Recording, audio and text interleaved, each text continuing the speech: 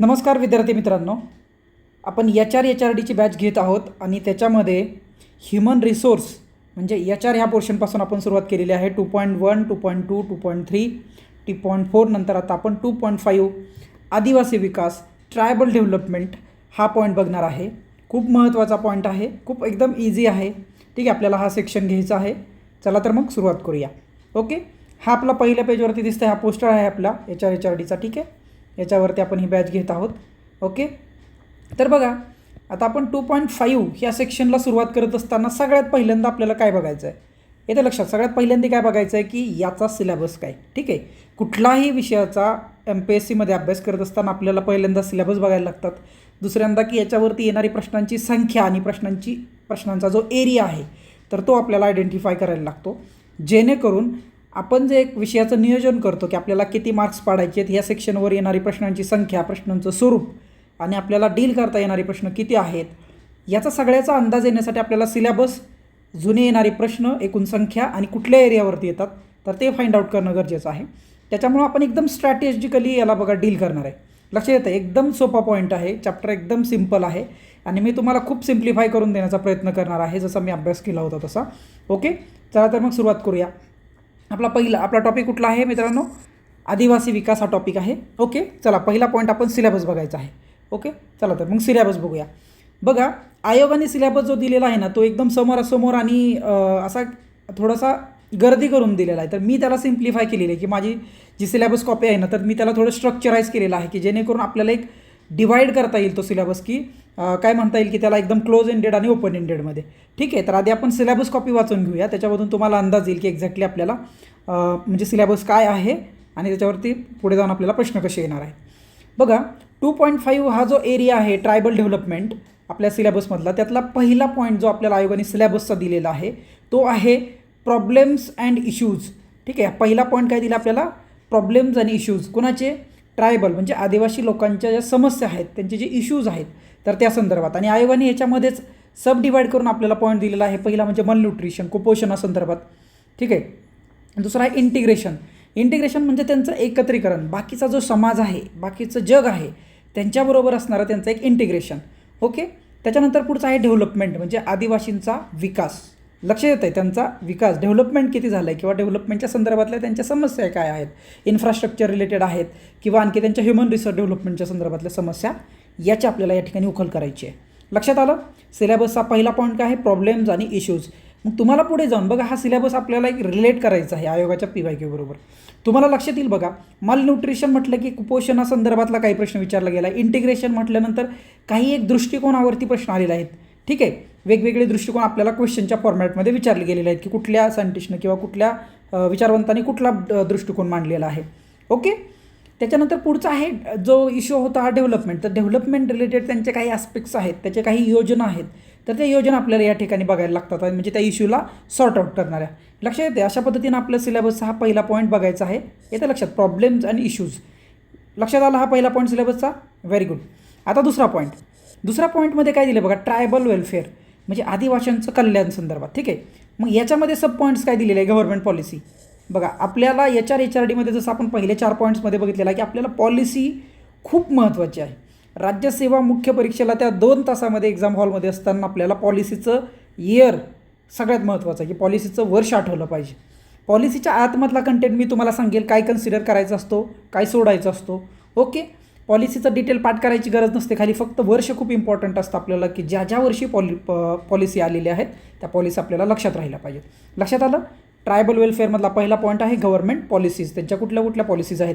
दुसरा आहे welfare schemes म्हणजे आदिवासींच्या कल्याणासाठी वेगवेगळ्या योजना. याच्यामध्ये केंद्र सरकारच्या योजना आल्या, राज्य सरकारच्या योजना आल्या, अशा दोन्ही योजना आपल्याला दोन्ही सरकारच्या योजना याच्यामध्ये करायला लागतात.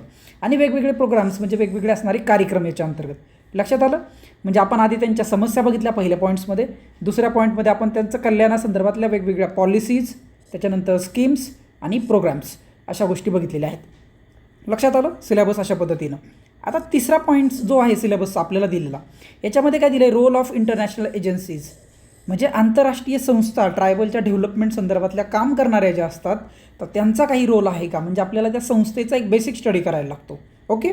दुसरं आहे व्हॉलंटरी ऑर्गनायझेशन, म्हणजे इथं आपल्याला काही NGOज जर असतील, बघा आपल्याला UDHRमध्ये महत्त्वाच्या NGOज होत्या, तर अशा पद्धती किंवा बालकांच्या संदर्भातल्या महत्त्वाच्या NGO होत्या, त्याच पद्धतीनं आदिवासींच्या संदर्भात काही NGOज असतील, ऑर्गनायझेशन असतील, तर आपल्याला त्यांचाही बेसिक स्टडी करायला लागतो.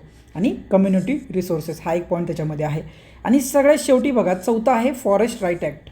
ठीक आहे, फॉरेस्ट राईट ॲक्ट म्हणजे आदिवासी वन हक्क कायदा 2006चा जो आहे, FRA म्हटलं जातं, खूप इम्पॉर्टंट आहे, खूप जास्त इम्पॉर्टंट आहे, हा आपल्याला खूप डिटेलमध्ये करायला लागतो.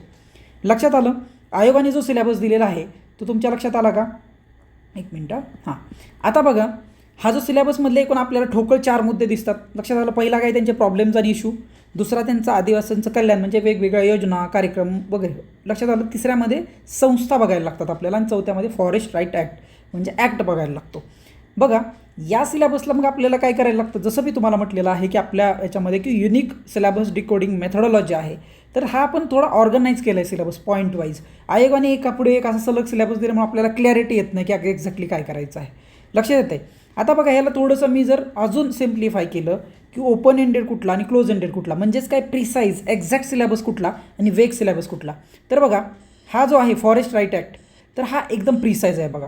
म्हणजे की तुम्ही फॉरेस्ट राईट ॲक्ट व्यवस्थित केला की त्याच्या अंतर्गत असणाऱ्या काही थोडेसे फीचर्स त्याच्या आणि त्याचं वर्ष व्यवस्थित केलं, इम्प्लिमेंटेशन वगैरे वगैरे, तर तुम्हाला तो प्रश्न चुकायची काही म्हणजे शक्यताच नाही. कारण काय, तो एक्झॅक्टली मेन्शन आहे. म्हणजे हा कसा आहे आपला, हा आपला कसा आहे सिलेबसचा पॉईंट, फॉरेस्ट राईट ॲक्ट हा आपला क्लोज एंडेड किंवा प्रिसाईज सिलेबस आहे. लक्षात आलं? आता बघा पॉलिसी, गव्हर्नमेंट पॉलिसी म्हटलं की हा पण एकदम प्रिसाईज आला. लक्षात आलं? कारण पॉलिसीचं तर वर्षच विचारलं जाणार आहे फक्त. ओके. आता बघा काही जो इतरत्र आहे, आता बघा प्रॉब्लेम्स आणि इश्यू हा पण पार्शियली त्याच्यामध्ये येतो की आपल्याला डायरेक्ट दिले मल न्यूट्रिशन म्हणजे मल न्यूट्रिशनचा डेटा, इंटिग्रेशनच्या संदर्भातला काही डेव्हलपमेंट. ओके. तर आता बघा काही डेटा आहे ना, तो जर आपण डेटा बघितला, तर मी थोडंसं रेड कलरमध्ये जर केलं त्याला, तर बघा आता इथं काय म्हटलं आहे, role of international agencies, voluntary organisation आणि कम्युनिटी रिसोर्सेस, हा थोडा वेग सिलेबस आहे. याच्यामध्ये एक्झॅक्टली आपल्याला काय करायचं हे क्लॅरिटी येत नाही. लक्षात येतं आहे का? त्याच्यामुळं हा थोडा वेग आहे, म्हणजे याच्या संदर्भातली तयारी करताना आपल्याला लिमिटेशन येतात. परंतु तोच जर आपण FRAमध्ये बघितला, तोच आपण FRA बघितला तर एकदम प्रिसाईजली करता येऊ शकतो, कारण तो एकच ॲक्ट मेन्शन केलेला आहे.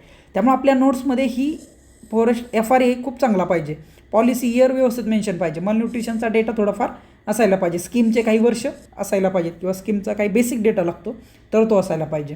लक्षात आलं? अशा पद्धतीनं आपला हा सिलेबस एक प्रकारे डिकोड करून झालेला आहे. असं सिलेबसवरती थोडंसं काम करायचं आपल्याला. लक्षात येतं आहे? सर्व अँगलनं सिलेबस बघायचा आहे.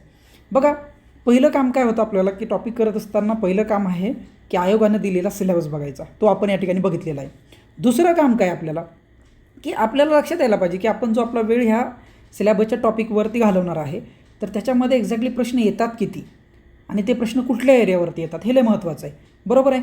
फक्त काय आपण म्हणजे नुसतं पुस्तकावरती टाईम घालवण्यात अर्थ आहे का? नाही, बघितलं पाहिजे की एक्झॅक्टली प्रश्न किती येतात. ठीक आहे. मग आपण याच्या पुढे हा जो एरिया घेतलेला आहे तो घेतलेला आहे की क्वेश्चन एरिया कुठला आहे. लक्षात येतं आहे? याला एक्झॅक्टली क्वेश्चन एरिया कुठला आहे म्हणजे कुठे प्रश्न येतात. ठीक आहे, प्रश्न कुठे येतात खूप महत्त्वाचं आहे की या टॉपिकमध्ये तुम्हाला म्हणून फोकस करायचा आहे. बघा तिथं मी लिहिलेलं आहे की प्रश्न, ठीक आहे, प्रश्न कुठे येतात, तर प्रश्न बघा ॲप्रॉक्सिमेटली 5 प्रश्न, ठीक आहे, अंदाजे 5 प्रश्न जर वर्षी याच्यावर विचारले जातात. 5च असतात का? नाही, कधी 4 होतात, कधी 6-7 पण झालेले आहेत. ठीक आहे, पण एक टेंटेटिव्हली 5 प्रश्न जर वर्षी याच्यावरती येतात, त्यामुळे खूप महत्त्वाचा टॉपिक आहे आणि एकदम आरामात आपण याला डील करू शकतो. अशा प्रकारचे प्रश्न आहेत. बरं, प्रश्नांचे एरिया कुठले आहेत, जसं इथं म्हटलं आहे की क्वेश्चन एरिया. ठीक आहे, क्वेश्चन एरिया, तर क्वेश्चन एरिया एकूण बघा वेगवेगळे 9 प्रकारचे क्वेश्चन एरिया याच्यावरती मी डिकोड केलेले आहेत. तर त्यातला पहिला आहे आदिवासींच्या व्याख्येसंदर्भातला विचारला जाणार आहे. ठीक आहे, म्हणजे घटनेमध्ये आदिवासींची किंवा शेड्यूल ट्राईब्सच्या संदर्भातली कुठल्या कुठल्या व्याख्या केल्या गेलेल्या आहेत, तर आपल्याला ते या ठिकाणी बघायचं आहे. ओके, व्याख्या संदर्भातली.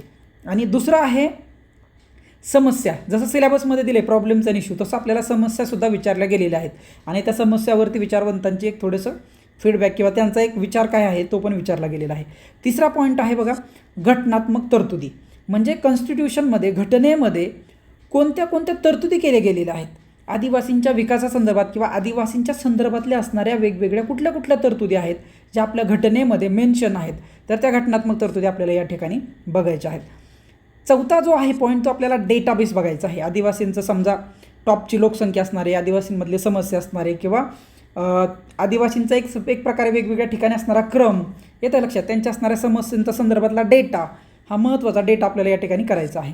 पुढे आपल्याला महत्त्वाचं करायचं कायदे, जसं FRA आपल्याला सिलेबसमध्ये दिलं आहे तसेच वेगवेगळे पेसा ॲक्ट आहे किंवा आणखी काही ॲक्ट आहे, तर ते आपल्याला कायदे या ठिकाणी करायचे गरजेचे आहेत एकदम. त्यामुळे आपण कायदे पण करणार आहोत. पुढं जसं सांगितलं वर आपल्याला दिलं आहे बघा, पॉलिसी स्कीम्स अँड प्रोग्राम असं दिलं होतं. तर त्या योजना आहेत आदिवासीच्या संदर्भातल्या, खूप महत्त्वाच्या योजना आहेत, त्या आपल्याला बघायच्या आहेत. ओके, नवसंजीवनी आहे, खावटी कर्ज वगैरे अशा बऱ्याच योजना आहेत ज्या आपल्याला बघायच्या, ज्याच्यावरती वारंवार प्रश्न आलेले आहेत. येते लक्षात. पुढे जाऊन आहेत वेगवेगळ्या संस्था, आदिवासींच्या संदर्भात काम करणाऱ्या वेगवेगळ्या संस्था आपल्याला दिसतात. तर त्या आपल्याला संस्थांचं या ठिकाणी अभ्यास करायचा आहे. पुढे आहे कार्यक्रम, सिलेबसमध्ये पण दिलेले आहेत आदिवासीच्या संदर्भातले कार्यक्रम, ते आपल्याला या ठिकाणी प्रश्न आलेले दिसतात. पुढे आहे 9वा आणि शेवटचा एरिया महत्त्वाचा आहे तो डेज. आदिवासी दिन जो आहे तो दिन कधी साजरा केला जातो, आदिवासींचं वर्ष कुठलं, म्हणजे दिवस कुठला, त्यांचं वर्ष कुठलं आहे, आदिवासी वर्ष म्हणून साजरं केलं गेलेलं आहे किंवा आदिम वर्ष. डिकेड हे ह्याच्यावरती प्रश्न आलेले आहेत, त्याचे डिकेड कुठलं आहे, आणि थीम जर त्यांची थीम असेल लेटेस्ट म्हणजे रिसेंटली किंवा आदिवासी वर्ष होतं त्याची थीम काय आहे, अशा प्रकारचे प्रश्न कधी कधी आलेले दिसतात. त्याच्यामुळे हे जो आपला जो हा जो पोर्शन झाला, हा पोर्शन पूर्ण काय आहे तर क्वेश्चन एरिया. लक्षात येतं आहे की क्वेश्चन कुठल्या एरियावरती येतो ते एरिया डिफाईन झालेले आहेत. ठीक आहे, अशा पद्धतीनं बघा. पहिल्यांदा आपण काय बघितलं तर आपल्या आयोगाने जो आपल्याला सिलेबस दिलेला आहे तो सिलेबस पूर्ण बघितला.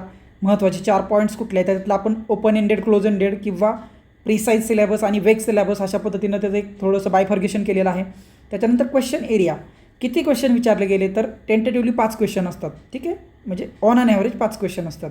आणि त्याचे एरिया कुठले आहेत तर व्याख्या, समस्या, घटनात्मक तरतुदी, त्यांचा डेटा, त्याच्यानंतर त्याच्या संदर्भात असणारे कायदे, त्याच्या संदर्भात असणाऱ्या योजना, त्याच्या संदर्भात असणाऱ्या संस्था, त्याच्यानंतर वेगवेगळे कार्यक्रम, आणि शेवटी 9 नंबरचा डेज, इयर्स, डिकेड्स आणि थीम. हे महत्त्वाचे एरिया आहेत. तुम्हाला लक्षात यावं की टॉपिक वाचल्यानंतर आपल्याला हा डेटा प्रकर्षानं आपल्या म्हणजे नोट्समध्ये तर असलाच पाहिजे, त्याच्या व्यतिरिक्त आपलं खूप जास्त होल्ड याच्यावरती असला पाहिजे आणि त्याच्यानंतर राहिलेलं. लक्षात येतं. आता आपल्याला बघा पुढचा जो आपल्याला आता ॲक्च्युअल चॅप्टरला या ठिकाणी आपण सुरुवात करणार आहोत. लक्षात येतं आहे आदिवासी विकास सिलेबस झाला, PYQ किंवा जुने प्रश्न येणारे जो एरिया आहे तो एरिया डिफाईन झालेला आहे. आता बघा आदिवासीच्या संदर्भात आपल्या सिलेबसचा पहिलाच पॉईंट होता बघा, आदिवासींचा काय होत्या समस्या, प्रॉब्लेम्स आपल्याला असं मेन्शन केलेलं होतं. ओके, प्रॉब्लेम्स असं मेन्शन केलेलं होतं. तर आता आपल्याला या ठिकाणी काय करायचं आहे, एक मिनटं. हां, तर या ठिकाणी आपल्याला आदिवासींच्या प्रॉब्लेम्सवरती काही विचारवंतांनी काही दृष्टिकोन विचारले होते आणि याच्यावरती राज्यसेवा मुख्यला या अगोदर प्रश्न आलेला आहे दृष्टिकोनांसंदर्भात. ठीक आहे, दृष्टिकोनासंदर्भात आपल्याला प्रश्न आलेला आहे. एक मिनटं. हां, तर दृष्टिकोनासंदर्भात प्रश्न आलेला आहे. तर दृष्टिकोन विचारला गेलेला आहे. तर बघा 2 वेगवेगळे सायंटिस्ट होते. ठीक आहे, आता त्याच्या आधी एक तुम्हाला बेसिक सांगतो की आदिवासी, आता हे सगळ्यांना माहिती आहे आदिवासी म्हणजे कोण, जे वनात राहणारे, वनवासी पण म्हटलं जातं किंवा ते आदिम लोकसंख्या आहे. म्हणजे त्यांच्या नेचरच्या खूप कोहिरन्समध्ये राहतात, नेचरबरोबर ते त्यांचं एक्झिस्टन्स असतं. बाकीच्या जगाला त्यांचं एवढं एक्सपोजर नसतं. त्यांच्या जुन्या परंपरा रीती ते चालवत असतात, जुन्या पारंपरिक शेती करत असतात. ठीक आहे, त्याच्यामुळे ह्या आदिवासींच्या समस्या खूप गंभीर आहेत आणि त्यांना शेड्यूल ट्राईब्स ST असं म्हटलं जातं. ओके, तर यांचा विकास करत असताना वेगवेगळ्या सायंटिस्टने वेगवेगळे दृष्टिकोन सांगितले. त्यातले 2 महत्त्वाचे प्रामुख्याने आपल्याला दृष्टिकोन करायला लागतात. तर त्यातला बघा पहिला जो दृष्टिकोन आहे तो आयसोलेशनच्या संदर्भातला आहे आणि दुसरा आहे असिम्युलेशनच्या संदर्भातला. बघा काय आहे भानगडी, आयसोलेशनचा जो कॉन्सेप्ट दिला आहे तो इल्विन यांनी दिलेला आहे. इल्विन आयसोलेशन म्हणजे काय, इल्विनचं म्हणणं असं होतं की आदिवासींचा विकास करायचा असेल तर त्यांना तसंच आयसोलेट राहू द्या, म्हणजे त्यांना तसंच त्यांच्या जंगलात त्यांच्या वातावरणात वाढू द्या, आपलं स्वतःचं इंटरफेरन्स त्याच्यामध्ये नको. ठीक आहे, आपणच ऑलरेडी एवढी गडबड करून ठेवली, असं त्याचं मत होतं की त्यांचं आयुष्य त्यांना जगू द्या, त्यांना आयसोलेट राहू द्या, असं कोण म्हणत होता, एल्विन. ठीक आहे, एल्विन काय म्हणायचा, आयसोलेशन, एल्विन आयसोलेशन. लक्षात आलं, एल्विन काय म्हणायचा, आयसोलेट ठेवा, आदिवासींना आयसोलेट ठेवा. याच्या एक्झॅक्टली विरुद्धार्थी गुर्रे होता, गुर्रे. ठीक आहे, गुर्रे काय म्हणायचा, गुर्रे म्हणायचा असिम्युलेशन म्हणजे एकीकरणवाद. गुर्रे काय म्हणायचा की आदिवासी ऑलरेडी एवढे मागास राहिलेत कारण ते जगापासून वेगळे पडलेले होते, तर त्यांना जगाबरोबर एकत्रीकरण करा, त्यांचं जगाबरोबर असिम्युलेशन करा, म्हणजे त्यांचं एकत्रीकरण करा, युनिफाय करा. म्हणजे काय करतात की ते आपल्यासारखं ते अडॉप्ट करतील, त्यांची प्रगती होईल, असं गुर्रेचं मत होतं. लक्षात येते. म्हणजे हे दृष्टिकोन आहेत ते कशा संदर्भात आहेत तर आदिवासी समाजाच्या विकासासंदर्भातले आहेत. लक्षात येते. त्यांना विकास कसा पाहिजे तर इल्विन म्हणायचा त्यांना आयसोलेट ठेवा, गुर्रे म्हणायचा त्यांना असिम्युलेट करा, एकत्रित करा. गुर्रे म्हणायचा येरे, गुर्रे येरे, आमच्यामध्ये येरे, इलेवन म्हणायचा नको तिकडेच थांब, आयसोलेट थांब. अशा पद्धतीनं थोडं ट्रिकनं लक्षात ठेवा. बघा याच्या पुढे आपल्याला राज्यसेवा मुख्याला जो प्रश्न विचारला जातो तर तोच जनरली मंत्रालय विभाग स्थापनेसंदर्भातले प्रश्न किंवा एखादं स्टेटमेंट क्वेश्चनमध्ये आलेलं दिसतं. तर बघा याच्या संदर्भात आपल्याला महत्त्वाचं काय आहे बघा, तर ऑक्टोबर 1999ला आदिवासी जो विभाग होता त्या आदिवासी विभागाला मंत्रालयाचा दर्जा देण्यात आलेला आहे. लक्षात येत आहे, ऑक्टोबर 1999 वर्ष खूप महत्त्वाचं आहे. आयोग चुका करत असताना ना ह्या ठिकाणी तुम्हाला दुसरं काहीतरी देणार, 2000 देईल किंवा 2006, कारण त्यावेळेस पण खूप मंत्रालय स्थापन झालेले आहेत. असं आयोग आपल्याला चुकवतं, हे नाही करायचं. ठीक आहे, आपल्याला हे वर्ष पाठ पाहिजे. ठीक आहे, ऑक्टोबर 1999 आदिवासी विभागाला मंत्रालयाचा दर्जा या ठिकाणी मिळालेला आहे. लक्षात येतं, त्यामुळे 99 आपल्यासाठी महत्त्वाचं आहे. पुढे आहे 29 जानेवारी 2006. तुम्हाला जसं म्हटलं होतं की यावेळेस पण मंत्रालय खूप स्थापन झालेली आहे.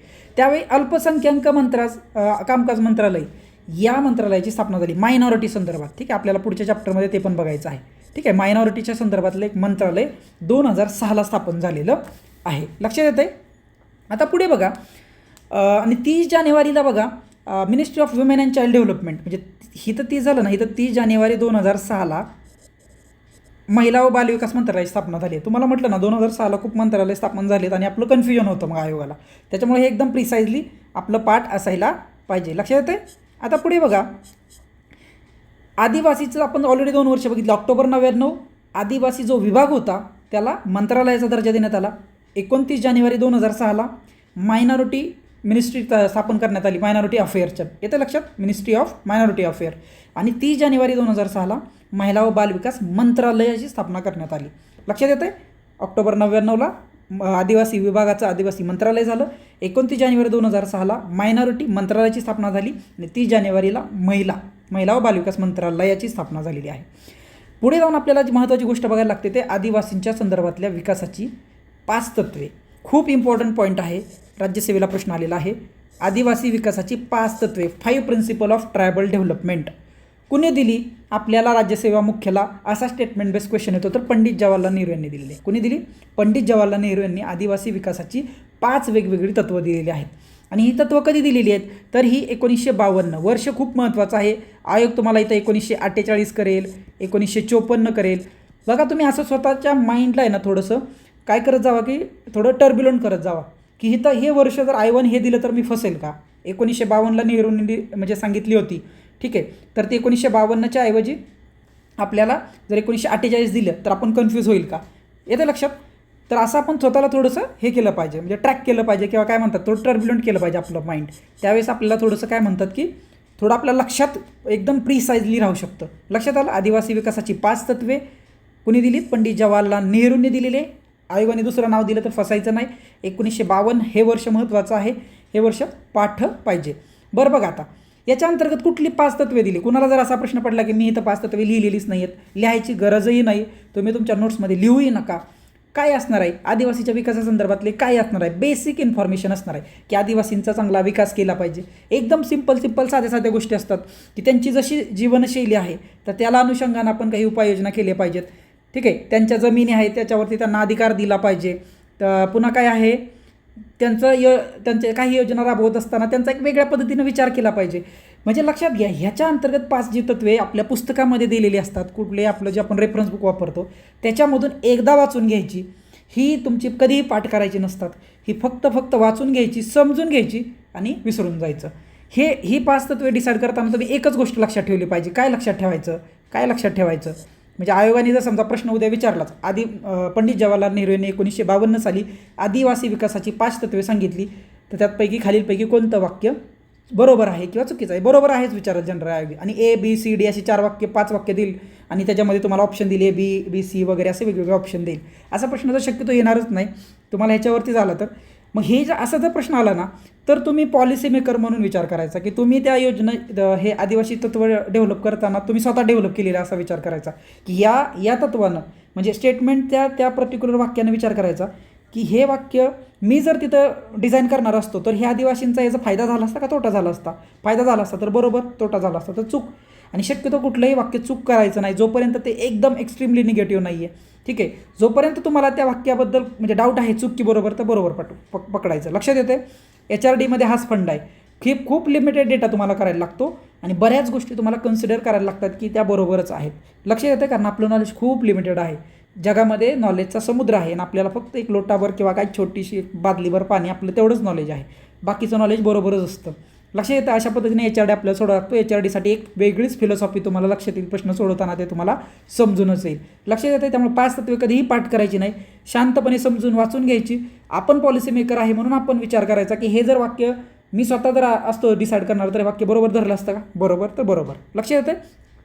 त्याच्यामुळे आदिवासींच्या वेगवेगळ्या योजना राबवायच्या असतील तर त्या कशा राबवल्या पाहिजेत वगैरे अशाच अँगलनं जनरल इन्फॉर्मेशन असते. 5 तत्वामध्ये बाकी काहीही नसतं. लक्षात येतं.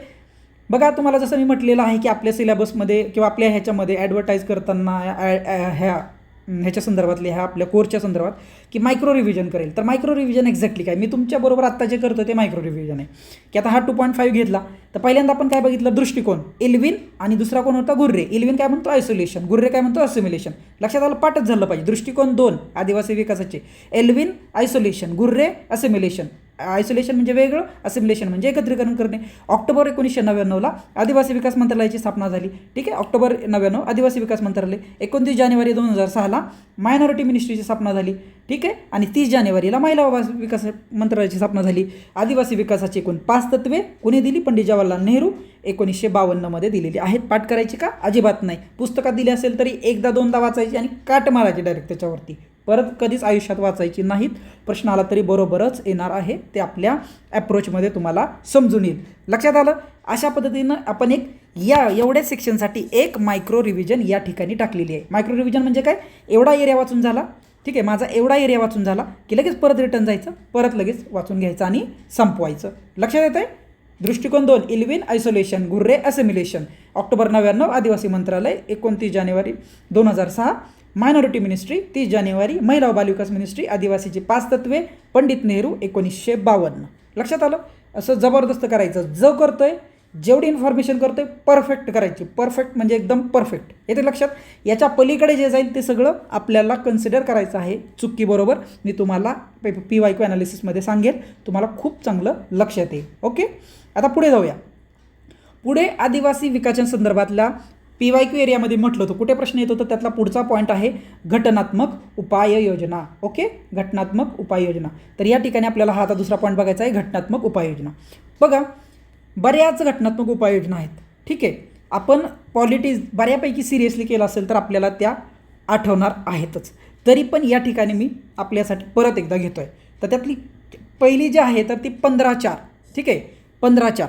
बघा, आर्टिकल 15मध्ये काय म्हटलं आहे, डिस्क्रिमिनेशन संदर्भातलं आहे. बरोबर, म्हणजे भेदभावासंदर्भातलं, भेदभाव करू नये वगैरे. ठीक आहे, 15. तर 15.4मध्ये काय म्हटलं आहे, अपवाद आहेत काय. ठीक आहे, सोशली आणि एज्युकेशनली बॅकवर्ड. तसेच ठीक आहे, सोशली आणि एज्युकेशनली बॅकवर्ड, त्याच्याबरोबरच शेड्यूल कास्ट आणि शेड्यूल ट्राईब यांच्या विकासासाठी विशेष तरतूद करण्याचा सरकारला त्याच्यामध्ये काय मुभा दिलेली आहे. ठीक आहे, 15.4मध्ये काय म्हटलं आहे, सोशली प्लस एज्युकेशन याचे मागासवर्गीय तसेच SC आणि ST यांचा उल्लेख आहे. आणि हे फर्स्ट कॉन्स्टिट्युशनल अमेंडमेंट 1951 टाकलेलं आहे. लक्षात येतं आहे. म्हणजे 15.4मध्ये त्यांच्यासाठी उपाययोजना, एक पॉझिटिव्ह ॲक्शनसाठी त्यांना एक सरकारला मुभा देण्यात आलेली आहे. ठीक आहे, तसंच 15.5मध्ये काय दिलं आहे, तर 15.5मध्ये आपल्याला काय दिसतं, तर शैक्षणिक संस्थांमध्ये ठीक आहे शिक्षणासंदर्भात आहे. ठीक आहे, शिक्षणासंदर्भात.